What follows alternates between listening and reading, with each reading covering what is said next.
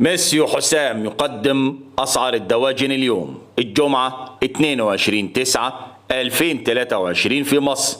ارتفاع عنيف وقوي جدا للفراخ البيضاء الآن. السلام عليكم ورحمة الله وبركاته. أهلا وسهلا بكم أصدقائي المتابعين للقناة. لو لسه بتشوف القناة لأول مرة فضلا وليس أمرا اعمل لايك للفيديو واعمل اشتراك للقناة عشان يوصلك كل جديد، ولا تنسوا الصلاة على سيدنا محمد صلى الله عليه وسلم واشتراككم في القناة شرف لنا. أما بالنسبة للأسعار في المزارع فهي كالتالي: سعر البط البلدي في المزرعة سجل 100 جنيه للكيلو. سعر البط الفرنساوي في المزرعة سجل 65 جنيه للكيلو. وكمان ساعة هينزل لكم فيديو جملة وقطاعي في المحلات. سعر البط المسكوفي في المزرعة سجل 95 جنيه للكيلو.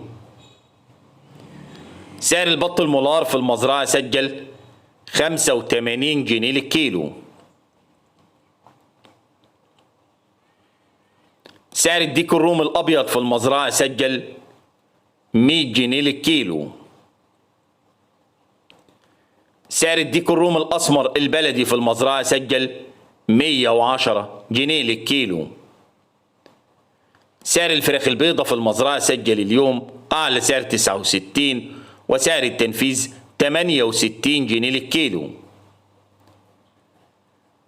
سعر الفراخ الساسو في المزرعة سجل اليوم أعلى سعر 91 وأقل سعر 90 جنيه للكيلو. سعر الأرنب اليوم في المزرعة سجل 90 جنيه للكيلو. سعر الفراخ البلدي الحر 100 جنيه. والسلام عليكم ورحمة الله وبركاته.